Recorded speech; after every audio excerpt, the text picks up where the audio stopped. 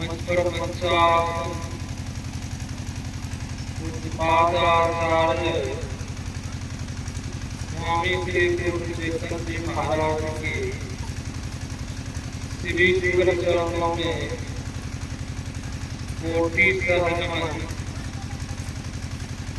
मच्छर पंचायत स्वामी विजय सागर जी महाराज अथवा सत्संगोपस्थित धर्म प्रेमी माताओं एवं बहनों, सबों को मेरा नमन है। अभी हम लोग सागर बाबा के द्वारा श्री रामचरितमानस का पाठोत्तर किए। पाठ हम आप सुन रहे थे। मनुष्य शरीर की विशेषता, मनुष्य शरीर की क्या महिमा। संत महापुरुष कहते हैं कि जो मनुष्य का शरीर मिला है, पौने 200 अरब भ्रमण करते करते तब जाके ईश्वर की बहुत बड़ी असीम कृपा हुई, तब हम लोगों को मनुष्य का शरीर मिला है। कितना हमारा भ्रमण किए, 184 के पाँव पे अटके है। अब की पास आना पड़े फिर 84 राशि लाख बहुत भ्रमण किए हैं, बहुत प्रकार के शरीर को धारण किए। आकारण समय करने वाले ईश्वर दया करके मनुष्य का शरीर दिया। मनुष्य का शरीर अभी हम आप सुन रहे थे। भगवान श्री राम गुरु ब्रह्मणों पूर्ववासियों को बुला करके उपदेश कर रहे। पूर्ववासियों का क्या अर्थ होता है? पूर्ववासियों क्या अर्थ है? पूर्ववासियों मतलब हम यहाँ के रहने वाले वासी नहीं है, यहाँ की बात है। पूर्ववासियों में हम आप और कहीं से आए हैं, कुछ दिन के बाद फिर चले जाएंगे। इसलिए पूर्ववासियों भगवान श्री राम ने कहा पूर्ववासियों को बुला करके उनको उपदेश किया। बड़े भाग मानुष तन पावा, सुर दुर्लभ सब ग्रंथ ही गावा। साधन धाम मोक्ष कर द्वारा, पाई निकले ही परलोक सवारा। भगवान श्री राम कह रहे हैं, सूर्य का अर्थ होता है देवता। इस शरीर को पाने के लिए देवता लोग लड़ाई कि हमें मनुष्य का शरीर मिल गया। हम आप मनुष्य के शरीर पा करके तम्बाकू, बीड़ी, सिगरेट, गांजा, भांग, पान, जर्दा सब खाते। कहीं जब बाबा लोग देखते तब छिपा लेते। बाबा लोग छिपा ले पान, जर्दा, सिगरेट, उस परमात्मा से आप नहीं छिपा पाएंगे। भले हमसे डर जाते हैं, अगर तुम्हारे छिपा लेते हैं, बाबा से तुम्हें क्या कहेंगे? अब परमात्मा तो हर जगह देख रहे हैं, अब क्या खा रहे हैं, क्या कर रहे हैं। ईश्वर तो हर जगह है, उसको देखते हैं। उनका फल आपको अवश्य मिलेगा। भले हम माफ कर देंगे, ये कोई बात नहीं, और परमात्मा वो माफ नहीं करेंगे, उनका फल भोगना ही होगा। या तो हंस करके भोगिए या रो करके भोगिए, भोगना तो सुनिश्चित है। महापुरुष कहते हैं शरीर पाने के लिए देवताओं लोग दुर्लभ है। इस शरीर को साधन धाम मोक्ष साधन धाम, धाम का क्या अर्थ है? वैद्यनाथ धाम है, बहुत तरह का धाम है। हम आप जाते हैं पूजा करने के लिए, धाम का क्या अर्थ है? भगवान श्री राम का साधन धाम का अर्थ होता है घर, जिस घर में हम रह रहे हैं, क्या है? घर है। इसी घर को आप भगवान शिव कहते हैं शिवालय मंदिर है। बिंदुनाथ महालिंगम शिव शक्ति निकेतनम देहम शिवालय प्रथम सिद्धिदम सर्वदेहिनाम। इसलिए क्या है? शिवालय मंदिर है। इसी मंदिर से रिद्धि सिद्धि सब मिलती है, इसी मंदिर से।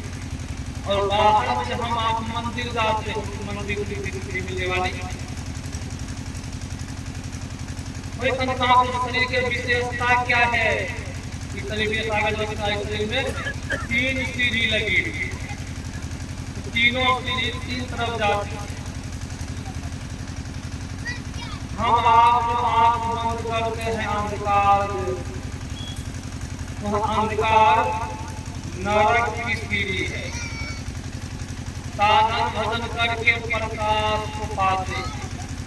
जिस प्रकाश को पा लेने को वह प्रकाश कभी खत्म नहीं होता है। संसार में जो प्रकाश होता है प्रकाश खत्म भी होता है कि वह अंदर में जो प्रकाश साधन पा लेता है वह प्रकाश कभी खत्म नहीं होता है। उसी प्रकाश को ज्ञान कहा गया है। प्रकाश क्या है? ज्ञान के प्रतीक है। हा प्रकाश निकल अंधियार। हम लोग भारतवासी हैं। आज हम आप नास्तिक बनते जा रहे हैं। भारत का क्या अर्थ होता है? भारत का अर्थ होता प्रकाश, ज्ञान। रक्त का अर्थ होता है लग्नशील। जो ज्ञान में लग्नशील है वही भारतवासी है। वही संत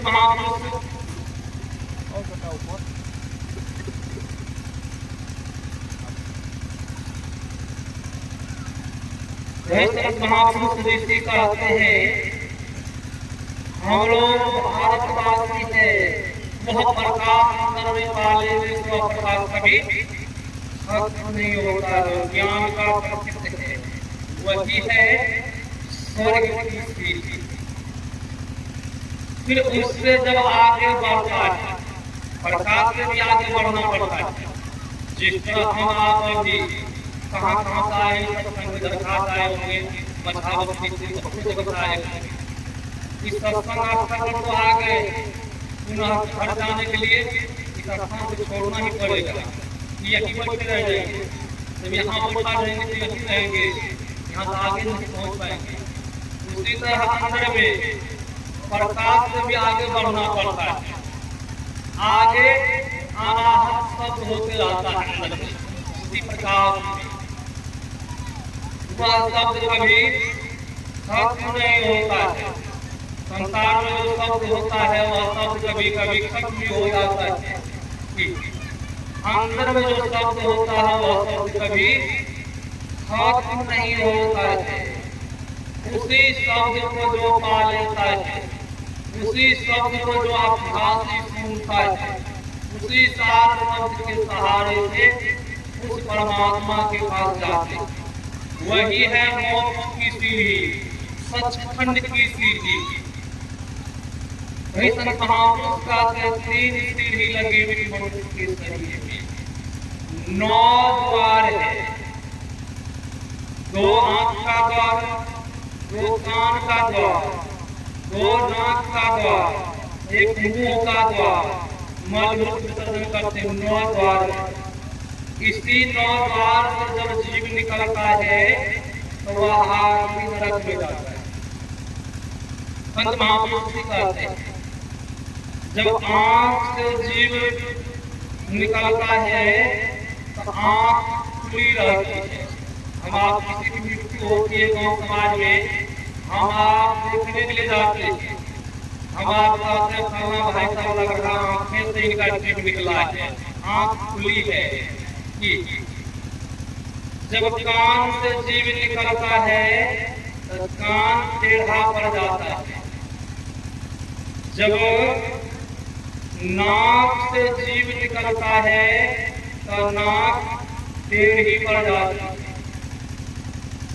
मुंह से जब जीव निकलता है तो मुंह खुला रहता है। बहुत आदमी मरने के समय में देखते होंगे लोग मुंह खुला रहता है। तो वह कौन सा द्वार से निकला है? मुंह के द्वार से निकला है, इसीलिए मुंह खुला है। मल मूत्र पैखाना पेशाब विसर्जन करने वाला द्वार है, सबसे गंदगी है। जब मल मूत्र द्वार से जीव जब निकलता है, बहुत आदमी को मरने के समय में पेशाब हो जाता है। हम आप एहसास करने लगता है पेशाब करते हुए प्राण त्याग लिया। उसी पेशाब द्वार से उनका जीव निकला। बहुतों का मरने के समय पैखाना हो जाता है, वही गुलालिंग से उनका जीव निकला। ये 9 द्वार है। महापुरुष कहते हैं इस नगरी में तिमिर समाना भूल भ्रम हर बार, खोज करो अंतर उजियारी, छोड़ चलो 9 द्वार। संत राधा स्वामी जी कहते हैं तिमिर मतलब होता है अंधकार। इस शरीर के अंदर में अंधकार है, सारे अंधकार से अंधकार में भूल भ्रम होता है। भूल भ्रम होता है अज्ञानता। किसी से कोई गलती हो जाती है, इनके अज्ञानता के वजह। जब उनको ज्ञान होता है तो कहता है बहुत बड़ी भूल हो गई है, बहुत बड़ी गलती हो गई है, भाई साहब हमें क्षमा कर दीजिएगा।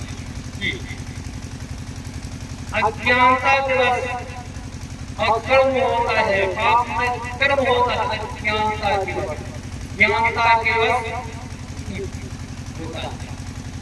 नहीं कहते हैं इस 9 द्वार में रहेंगे भूल भ्रम होता रहेगा, संसार में भोगता रहेंगे, दुख सुख का कष्ट कटा रहेंगे। इससे आगे बढ़ने के लिए कार्य अंदर में खोज कीजिए और 9 द्वार से ऊपर उठिए। 3 अवस्था तजहु भजहु भगवान। इस 3 अवस्था को ऊपर तज करके ऊपर जाइए, तब भगवान का भजन कीजिए। हम लोग कहेंगे 3 अवस्था। 3 अवस्था क्या है? अभी हम जागृत के अवस्था में, जागृत की अवस्था में 14 इंद्रियां काम कर रही है। हाथ पैर गाली सब काम कर रहा जागृत के इंद्रियां। हम आप सबको देख रहे हैं, सब बातें सुन रहे हैं। जागृत की अवस्था में 14 इंद्रियां काम कर रही, सब कुछ हम स्वाद ले रहे हैं, खा रहे हैं, बोल रहे हैं। स्वप्न की अवस्था में 10 इंद्रियां काम करना छोड़ देती और नीचा की तरफ खसक जाती हैं। हम आप जीव नीचा की तरफ जीव आ जाते हैं, हम लोगों को इंद्रियां सिमट जाती है। हम लोगों को महसूस होता है कि हम बहुत दिन से सोए हैं। उस समय स्वप्न की अवस्था में 10 इंद्रियां काम करती, उस समय 4 इंद्रियां काम करती। हम आप स्वप्न देखते स्वप्न में कहीं से कहीं चले जाते हैं, स्वप्न में कभी कभी काम करते हैं, स्वप्न में कभी कभी हल चलाते हैं, स्वप्न में गाड़ी चलाते हैं। स्वप्न का अवस्था है, उस स्वप्न में हम देख रहे हैं। उससे आगे हृदय चक्र में जीव आता है, वह है सुषुप्ति अवस्था है।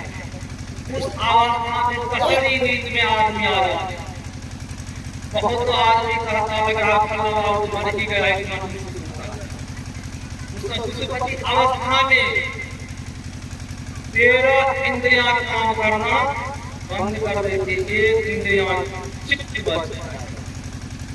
का स्वभाव है फैल जाना और सुधर जाना।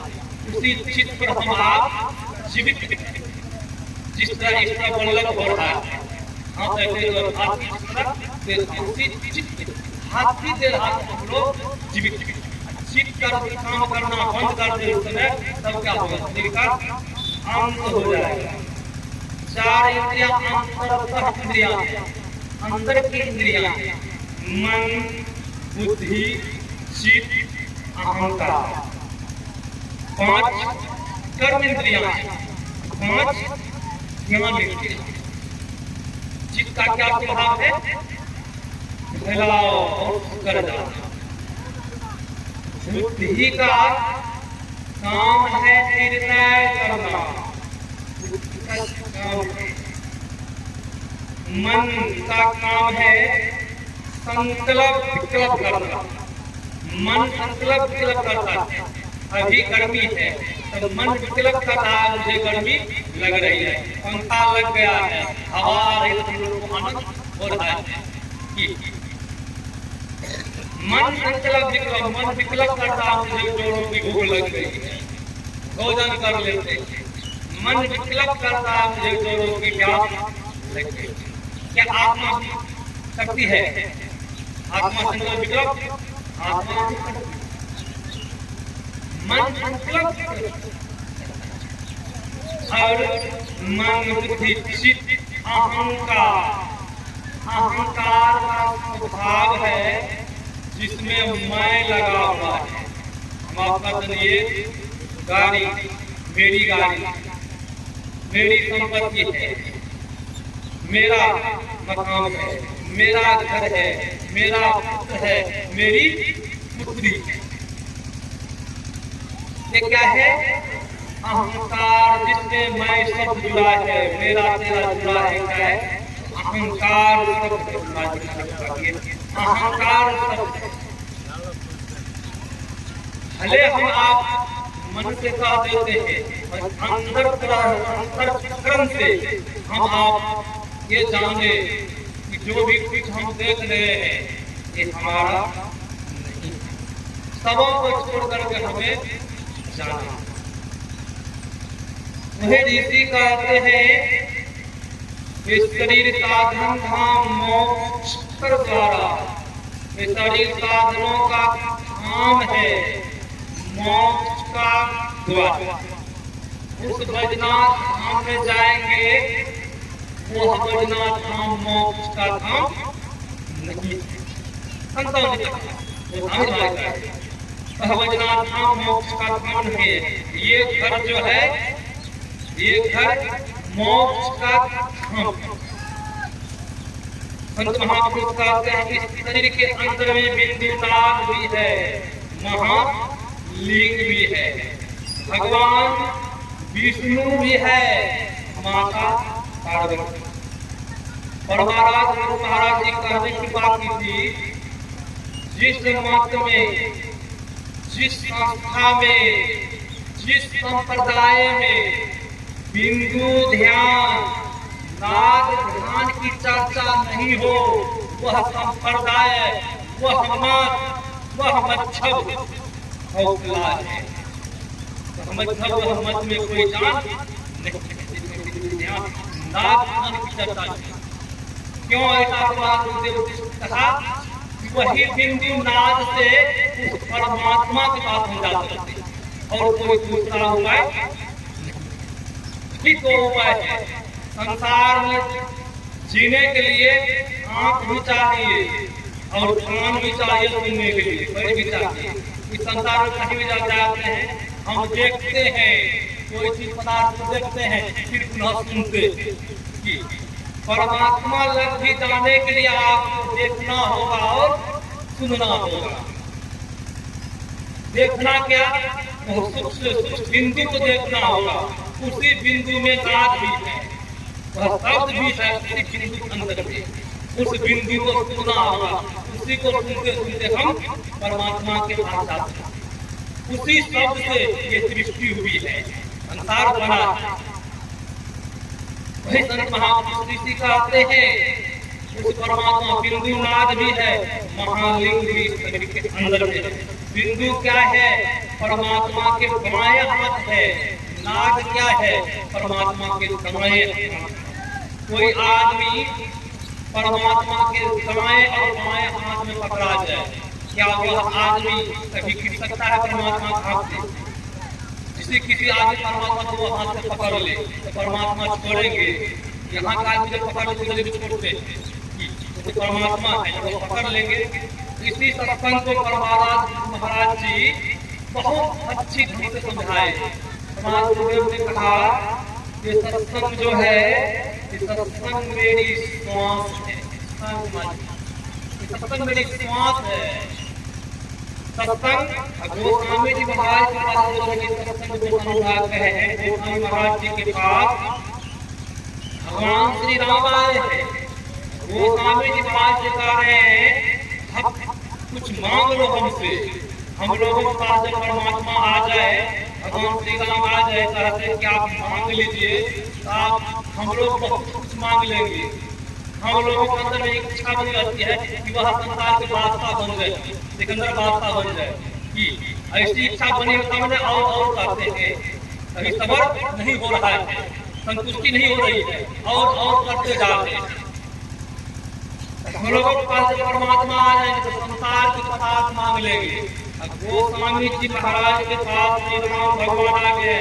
गोस्वामी जी महाराज कह रहे हैं कुछ मांग लीजिए गोस्वामी जी महाराज मुझसे। तो गोस्वामी जी महाराज मांगो प्रभु, जब देना ही आप आते हैं तो मुझे मैं मांग रहा हूँ। देव सत्संग देख लीजिए, महाराज जी कह रहे हैं सत्संग मेरी श्वास है। गोस्वामी जी महाराज कह रहे हैं देव सत्संग निज अंग श्री रंग हव भंग कारण परम शोक। गोस्वामी महाराज ने कह दिया प्रभु जब आप देने के लिए चाहते हैं मुझे सत्संग दीजिए और अपना निज अंग दे दीजिए। आपका जो अंग है वही सत्संग परमात्मा के निज अंग है सत्संग। प्रभु आप सत्संग दीजिए, निज अंग दीजिए और भव भंग संसार में आने जाने का चक्र से आप हमें मुक्त कर दीजिए। संसार में आना नहीं पड़े और नहीं जाना पड़े, आप मुक्त कर दीजिए। प्रसन्न है कुछ वही संसार को आप सुन रहे थे। इस शरीर का जो आदि मनुष्य के शरीर पा करके विषय में मन लगाते हैं, अभी गोस्वामी जी कहा है वह हीरा को कमा करके, हीरा को फेंक दिया और कर्जनी को ऊंची लेता है। उनको पता ही नहीं है ये हीरा है। जिस तरह एक गड़रिया ने भेड़ चराने के लिए जंगल गया, गड़रिया ने देखा जमीन के तल में चमकता हुआ पत्थर दबा हुआ। गड़रिया के मन में हुआ एक पत्थर फलक जाता बहुत अच्छा। गड़रिया उस पत्थर के पास पहुंचा, उस पत्थर से पूछा हाथ से लगाने के लिए, पत्थर से उसको जवाब नहीं लगा। फिर गड़रिया ने पूछा इसको पैर से चाहता हूं मरुड़ लगा लेता। गड़रिया ने पैर लगाया, पैर से मरुड़ा, फिर भी वह चमकता हुआ पत्थर नहीं लगा। गड़रिया ने सोचा भागेगा कैसे? गड़रिया के पास में चाकू, गड़रिया ने क्या किया चाकू से खोद करके पत्थर को फाड़ गया। उस पत्थर में मिट्टी लगी हुई, गड़रिया ने हाथ में लिया, उस पत्थर को साफ। पत्थर बहुत चमक रहा था, उस पत्थर में छेद भी था। गड़रिया के मन में हुआ एक पत्थर बहुत चमक रहा है, जो भेड़ सबसे आगे आगे चल रहा है, उस भेड़ के गला में जब बांध दूंगा बहुत अच्छा होगा, तो पत्थर पूरा चमकेगा। और गड़रिया सोच करके क्या किया, उस पत्थर में धागा फंसाया, जो भेड़ सबसे आगे आगे चल रहा था उस भेड़ के गला में फंसा दिया। जब धूप निकलती तो पत्थर से रोशनी निकलती, पत्थर चमकता था और गड़रिया मन ही मन बहुत खुश हो रहा। उसी तरफ से एक जहुरी गुजर रहा, जहुरी की जब दृष्टि पड़ती है चमकता हुआ पत्थर पर, जहुरी मन ही मन सोचता है रे ये गरड़िया महामूर्ख महापागल है, ये तो हीरा है, इस हीरा को गरड़िया ने भेड़ के गला में बांध दिया है। लग रहा है इस महामूर्ख गरड़िया को पता नहीं है हीरा के बारे में, इनका तो भेड़ बकरी चराना छूट जाएगा, इनको पहचान लेता है, हर मकान सुंदर बना लेता है, गरड़िया को लग रहा है इसके बारे में पता नहीं है। और जहुरी को रोक आ गया कि गरड़िया से हीरा लेना चाहिए। अब गरड़िया के पास जहुरी पहुंचता है, जहुरी कहता है अरे गरड़िया, वो भेड़ के गला में जो तुमने चमकता हुआ पत्थर बांधा है वो पत्थर मुझे दे दो। तो गरड़िया कहता है ले जाइए फ्री में, मैं खोल के देता हूँ। जहुरी कहता है वो फ्री में नहीं ले जाऊंगा, क्यों? फ्री में मिला था, जो कोई कठिन से कमाता है, जो पंजाब में कमाता है, उनको पता है किस तरह से संपत्ति की पसीना छुआता है वहाँ, जिनको सहज ही धन प्राप्त हो गया, कोई परिश्रम नहीं करना पड़ा, उनको एकदम धन से नहीं होता है, किसी को फ्री में प्राप्त हो गया। इसीलिए कहा जो कोई पदार्थ जो पदार्थ मेहनत करके पाता है उस पदार्थ में बहुत होता है, जो कोई मेहनत से कमाता है, जो कोई फ्री में कमाया उसको कोई दर्द नहीं होता। जिस तरह किसी का पिताजी दादाजी धन कमाया है और पोता को कोई दया आती है, पोता उस धन को फ्री में गंवा बैठता है, खराब हो जाता है, जुआरी हो जाता है, उनको कोई दया नहीं आती, फ्री में वह दारू पी के गंवा रहा है। जो कमाया है भूखा रह कमाया होगा उनका दादा, सही भोजन नहीं करता, बहुत कष्ट से कमाया होगा, उस बात को उसका पुत्र पोता पर पोता नहीं समझ रहा है, किस तरह से मेरे दादाजी कमाया होगा, वो फ्री में कमा रहा है, उनको उसके बारे में कोई पता नहीं। उसी तरह गरड़िया को कोई उस हीरा के बारे में पता नहीं, गरड़िया कह रहा ले जाओ फ्री में, तो जहुरी कह रहा मैं फ्री में नहीं ले जाऊंगा, इसके बदला में कुछ लेना होगा। तो गरड़िया कहा जो आप चाहे जहाँ देने के लिए दे सकते हैं। जहुरी ने क्या किया, मन ही मन जहुरी खुश हो रहा है, अब 5 रुपया किसी का उनके हाथ में दे दिया। जहुरी गरड़िया से कहता है मुझे उस चमकता हुआ पत्थर फोड़ के दो। गरड़िया भेड़ के पास जाता है, वह चमकता हुआ पत्थर भेड़ के गला से खोल करके दे देता है जहुरी के हाथ में। जहुरी मन ही मन खुश हो रहा है, मुझे कोई परिश्रम नहीं करना पड़ा, 5 रुपया मैंने इस हीरा को पाया, बहुत खुश हो रहा। खुश के मारे उस हीरा को हाथ में तहत पर लेता है, तहत पर लेकर के उस हीरा को देखता है, होता क्या है वो हीरा हाथ से जमीन पर गिर जाता है, हीरा का 100 टुकड़ा हो गया। उस हीरा से आवाज आती, अरे जहुरी, मुझे गरड़िया ने हाथ से चाहा अलगाने के लिए, फिर भी मुझे दुख कष्ट नहीं हुआ, मुझे गरड़िया ने पैर से बहुत मरोड़ा, मुझे कोई दुख नहीं हुआ। गरड़िया मुझे चाकू से खोद खाद के अलगाया, मुझे कोई दुख नहीं हुआ। गरड़िया ने मुझे भेड़ के गला में बांध दिया, मुझे कोई दुख नहीं हुआ। अरे जहुरी, तुम तो मेरा मुल्क जानता था, मेरा मुल्क 5 ही रुपया है, तुमको मेरा मुल्क जानता था, मेरा क्या मुल्क है, तुझे तो सही मूल्य लगाना चाहिए इस हीरा का। वही संत महापुरुष ऋषि कहते हैं शरीर क्या है, हीरा है। बहुत जगह वर्णन आया है हीरा है।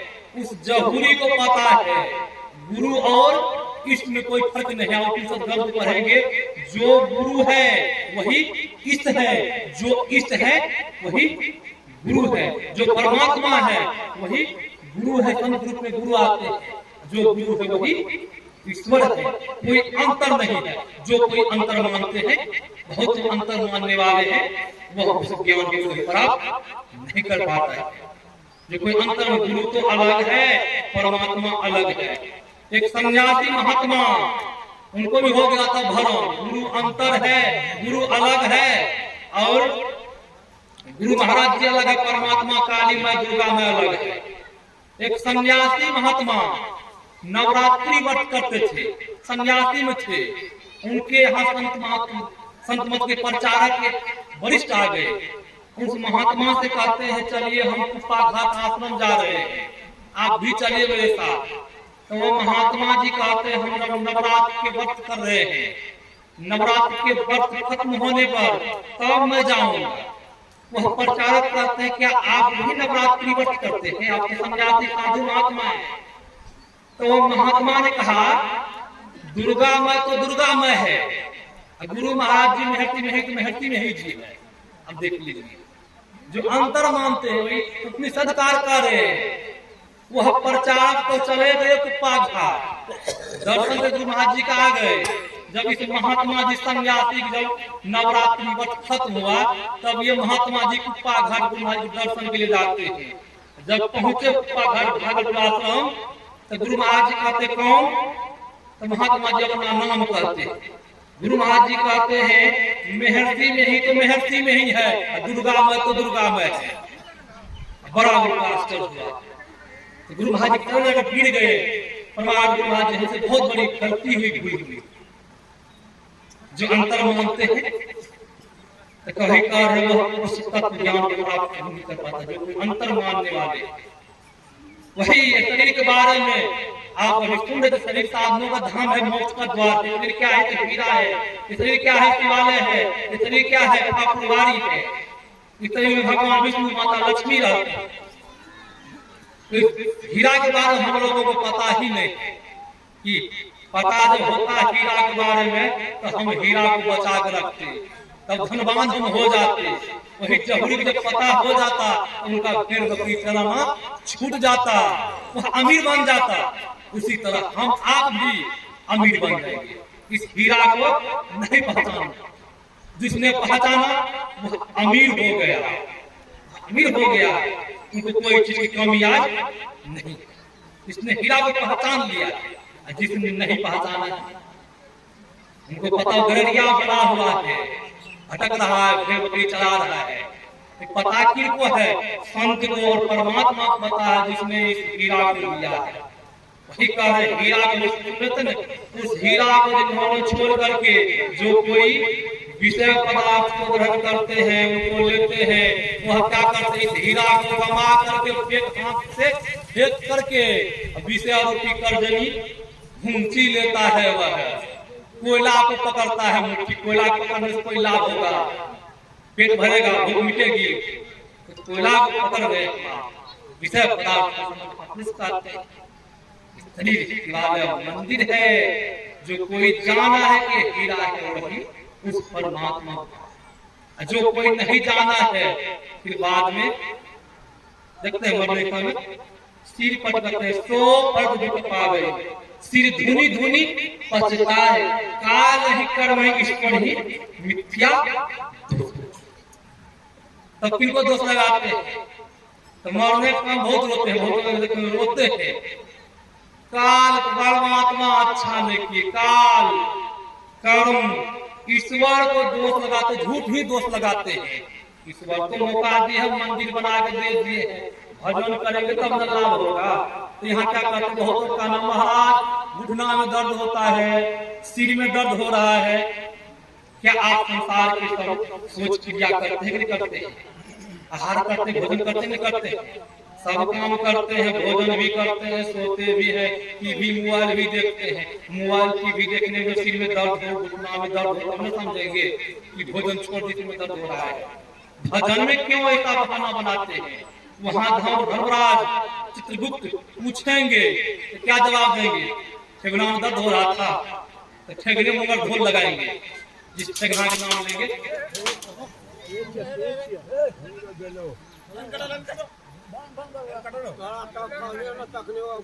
वही संत महापुरुष ऋषि कहते हैं, आप वहां आपका कोई वहां बहाना नहीं चलेगा। आप बहाना लगा भी लेंगे तो ईश्वर वो परमात्मा छोड़ेंगे नहीं। आप जिस तरह का कर्म करेंगे वहां लेखा जोखा देना ही होगा। वहां किसी का कोई नहीं चलेगा। किसी में दर्द होता हम भजन नहीं किए तो वहां वो मानने वाले नहीं कि मान जाएंगे। भले यहाँ मना लेंगे, आप वरिष्ठ आदमी है यहाँ मना लेंगे, आपके डर से कोई नहीं बोलेंगे। क्यों? आप वरिष्ठ धनवान है। वहाँ धनवान हो या गरीब हो, वहाँ सबको जो सुनाएंगे उस तरह भोगना होगा सबों को। वहाँ सिफारिश किसी के नहीं चल सकता है। सिफारिश कर देंगे अपना वो बहुत अमीर है, उनको छोड़ दिया जाए, नरक में नहीं दिया जाए तो मानेंगे वहाँ। भले यहाँ मान जाएंगे, आपके डर से कोई नहीं बोलेंगे, धनवान है।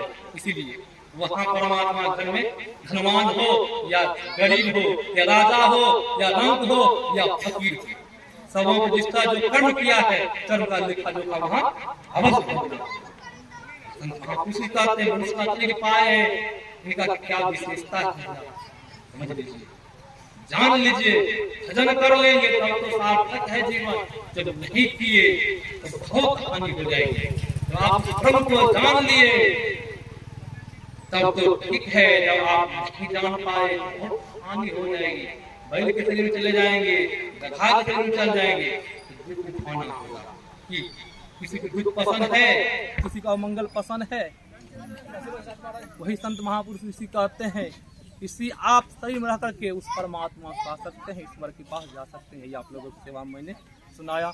मैं अपना वक्तव्य को विराम देता हूँ। कुछ बात सुनेंगे जिससे लाभ होगा।